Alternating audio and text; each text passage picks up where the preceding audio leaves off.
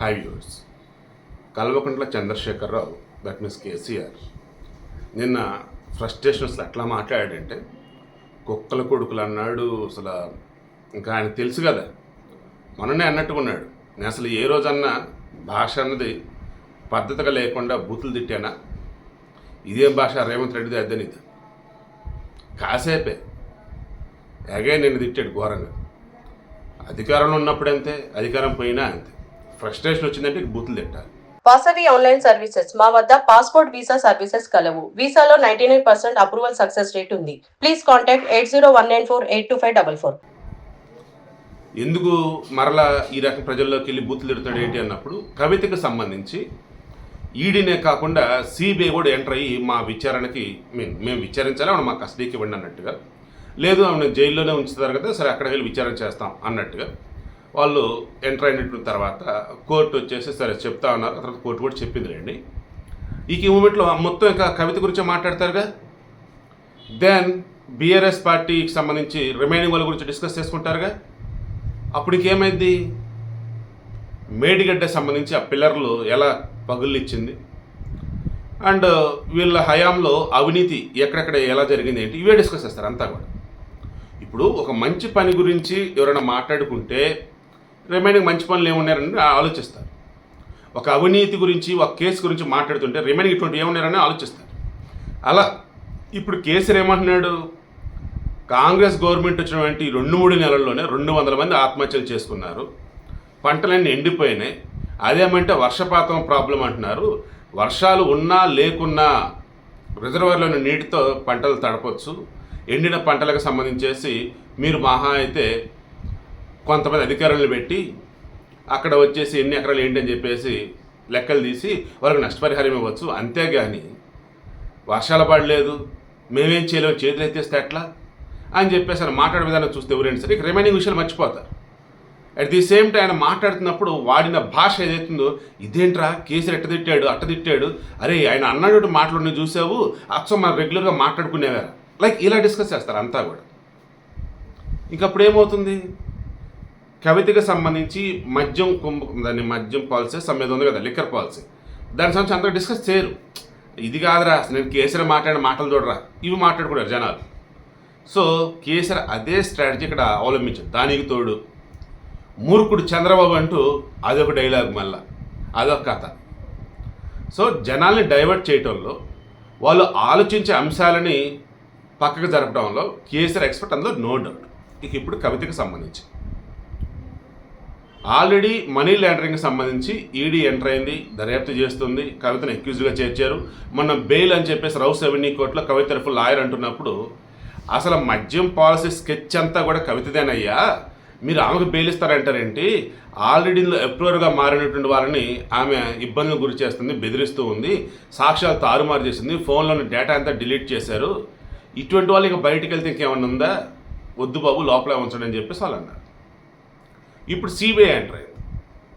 CBI వచ్చేసి ఏమంటుంది, మేము ఆల్రెడీ ఆమెని గతంలో ఆమె ఇంట్లోనే విచారించాం.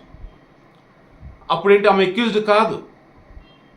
నార్మల్గా అసలు మద్యం కుంభకోణమా లేదన్నప్పుడు లిక్కర్ పాలసీయా, లిక్కర్ స్కామో, వాట్ ఎవర్ ఇట్ ఈస్, ఢిల్లీకి సంబంధించి మీ ఇన్వాల్వ్మెంట్ ఎంత ఏంటి అని చెప్పేసి అప్పుడు మాట్లాడు. బట్ ఇప్పుడేంటి, ఆమె అక్యూజ్డ్, ఆల్రెడీ 41A నోటీస్ కూడా ఇచ్చున్నాం. సో ఆమె కనుక బయటకు వస్తే సాక్ష్యాలను తారుమారు చేసే అవకాశం ఉండొచ్చు. ఆల్రెడీ వాళ్ళు మొత్తంగా ఈ లిక్కర్ కేసు సంబంధించి ఎవరైతే ఇన్వాల్వ్ అయినా మొత్తం 100 ఫోన్లు వాడారో, మళ్ళీ అన్నీ కూడా డిస్ట్రాయ్ చేశారు, డేటా అంతా తీసి పడేశారు. అండ్ గతంలో అడిగినప్పుడు వీళ్ళు చెప్పిన సమాధానాలకి ఆ తర్వాత ఈడీ వాళ్ళు వెలువరించిన విషయాల తర్వాత మొత్తం చెక్ చేస్తే పోతే పంతన లేదు, కాబట్టి మనం మరలా విచారించాలి.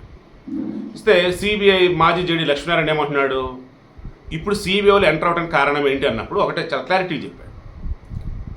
ఇప్పుడు మనీ లాండరింగ్ అంశాలకు సంబంధించి ఈడీ వాళ్ళు చూస్తారు, సిబిఐ వాళ్ళు ఏం చేయాలి, అసలు అవినీతి ఎక్కడ జరిగింది, ఎవరి వల్ల జరిగింది, ఈ లెక్క తేల్చేది సిబిఐ వాళ్ళు. సిబిఐలు ఇప్పుడు అందుకే వచ్చున్నారు. ఎందుకు, కవిత ఇక్కడ మెయిన్గా కనిపిస్తుందిగా. అండ్ గతంలో వాళ్ళు విచారించినప్పుడు ప్రాపర్ డేటా ఈమె దగ్గర నుంచి వాళ్ళకి అందలేదుగా. సో ఇప్పుడు ప్రాపర్ డేటా అనేది వస్తుంది. ఇలా ఆల్రెడీ ఆమె జైలులో ఉన్నారు, వాళ్ళ పిల్లోడు ఎగ్జామ్స్ అని అని చెప్పేసి మధ్యంతర బెయిల్కి అప్లై చేస్తుంది. మేబీ జడ్జి ఒకవేళ దయతో ఆమె మధ్యంతర బెయిల్ ఇవ్వచ్చు. మధ్యంతర బెయిల్ వచ్చిన తర్వాత రెగ్యులర్ బెయిల్కి ఆల్రెడీ అప్లై చేస్తున్నారు కాబట్టి మధ్యంతర బెయిల్ మీదేమో ఈ నెల 8వ తారీఖున ఉదయం 10:30కి తీర్పు అన్నారు. రెగ్యులర్ బెయిల్కి సంబంధించి ఏమో ఈ నెల 20వ తారీఖున విచారణ అన్నారు. ఈ మధ్యలో ఒకవేళ ఆమె విడుదలయ్యి బయటకు వస్తే బెయిల్ మీద దెన్ సిబిఐ కుదరొచ్చు కుదరకపోవచ్చు. అందుకని ఏమన్నారు, జైల్లోనే ఉంది కదా మా కస్టడీ కూడా ఏమొద్దు, జైల్లోనే ఆమెను విచారిస్తే మా పర్మిషన్ ఇవ్వండి అన్నారు. దాన్ని కోర్టు ఏం చేసింది, పర్మిషన్ ఇచ్చింది. ఎందుకు, ఆల్రెడీ జైలులో ఉన్నప్పుడు కొన్ని కండిషన్స్ అనేవి ఉంటాయి. అండ్ వీళ్ళు విచారణ వెళ్తున్నప్పుడు జైలు అధికారులకు 1 డే బిఫోర్ చెప్పాలి. ఆమె మహిళ కాబట్టి ఆమె దగ్గరికి వెళ్తున్నప్పుడు విచారణప్పుడు మహిళా పోలీస్ కానిస్టేబుల్స్ ఉంటారు కదా, సో మహిళా పోలీసుల సమక్షంలో విచారణ చేస్తారు. వెళ్ళినప్పుడు స్టేషనరీ అండ్ ఒక ల్యాప్టాప్ తీసుకెళ్తారు, రికార్డ్ చేసుకుంటారు, ఎప్పుడెప్పుడు రాసుకుంటారు. సో అంతా కూడా పకడ్బందీగా పక్కాగా జరుగుతుంది అండ్ ప్రొఫెషనల్గా జరుగుతుంది. ఆమె బయటకు వస్తే మళ్ళీ అదంతా అయ్యేదిగా కుదరదు. సో ఇప్పుడు సిబిఐ వాళ్ళు దూకుడు ప్రదర్శించడానికి మెయిన్ ఇది ఒక కారణం. ఇలా చెక్ చేసుకుంటూ ఉన్నప్పుడు ఆల్రెడీ ఈడీకి సంబంధించి అధికారులు పక్కాగా మా దగ్గర ఇదిగో ప్రూఫ్ అని చెప్పేసి కోర్టు ముందు పెడుతున్నారు. సిబిఐ వాళ్ళు వచ్చేసి ఇప్పుడు విచారణ చేసిన తర్వాత వాళ్ళు కూడా ఇదిగో పక్కా సమాచారం ఇది, ఆల్రెడీ ఇందులో ఎక్యూజ్డ్గా ఉన్నటువంటి వాళ్ళు, అప్రూవల్గా ఉన్నటువంటి వాళ్ళు అండ్ రిమైనింగ్ విట్నెస్గా ఉన్నటువంటి వాళ్ళు ఇచ్చిన డేటా ఇది అని చెప్పేసి వాళ్ళు డేటా కూడా తీసుకెళ్ళి కోర్టు ముందు పెడితే అటు ఈడీ డేటా ఇటు సిబిఐ వాళ్ళ డేటా ఒక రకం చెప్పాలంటే ఈడీ విచారణలో తెలియని అంశాలు ఏంటి, సిబిఐ విచారణలో తెలియని అంశాలు ఏంటి, ఇందులో వచ్చేసి కవిత ఇన్వాల్వ్మెంట్ ఎంత ఏంటి అన్నప్పుడు ఖచ్చితంగా కవిత ఇక్కడ మెయిన్గా కనిపించినట్టయితే ఇక ఆమె బయటికి రావటం కష్టం. లేదు ఈ ఇన్వాల్వ్మెంట్ అంతేమి లేదు అన్నట్టుగా అనిపిస్తే కోర్టు బెయిల్ ఇచ్చే అవకాశం అయితే ఉండొచ్చు. సో మొత్తంగా ఇక్కడ సింపుల్గా క్లారిటీగా ఉన్నది ఒకటి, మద్యం కుంభకోణం ఒక రకం చెప్పండి, లిక్కర్ పాలసీలో మార్పులు చేర్పులు అన్నది చేయటం నిజం, దానివల్ల లబ్ధి జరిగింది అని ఈడీ వాళ్ళు చెప్తున్నది నిజం, కోర్టు ముందు అన్ని సబ్మిట్ చేస్తారన్నది నిజం. దీనికి సంబంధించి అరవింద్ కేజ్రీవాల్ మెయిన్గా లోపల ఉన్నాడు. ఆయన అసలు బయటకు ఎప్పుడు వస్తాడు ఏంటో తెలియటం వల్ల, ఎందుకంటే నేను గతంలో చెప్పిన ఈడీ కేసులు అన్నప్పుడు వాళ్ళు ఏదైతే కోర్టు ముందు పెడతారో ఇదిగో మేము పలాంది కనుగొన్నాము అని చెప్పేసి, అయ్యా అందులో ఉన్నది నేను కాదు, నా ఇన్వాల్వ్మెంట్ లేదు, నేనే తప్పు చేయదని నువ్వు ప్రూవ్ చేసుకోవాలి. సిబిఐ వచ్చేసి ఎలాగా అసలు తప్పు ఎలా జరిగింది, ఎక్కడ జరిగింది, ఎవరో ఇన్వాల్వ్మెంట్ ఉంది ఏంటని చెప్పేసి సిబిఐ వాళ్ళు తేల్చాలి. సో ఈడీ వచ్చి సిబిఐ కన్నా పవర్ఫుల్ ఇక్కడ. అటువంటి ఈడీనే పక్కా సమాచారం మా దగ్గర ఉందని చెప్పేసి వాళ్ళు ఛార్జ్షీట్లు సబ్మిట్ చేస్తున్నారు. అండ్ ఇటు సిబిఐ వాళ్ళు వచ్చేసి ఆల్రెడీ కొన్ని ఛార్జ్షీట్లు రెడీ చేస్తున్నారు.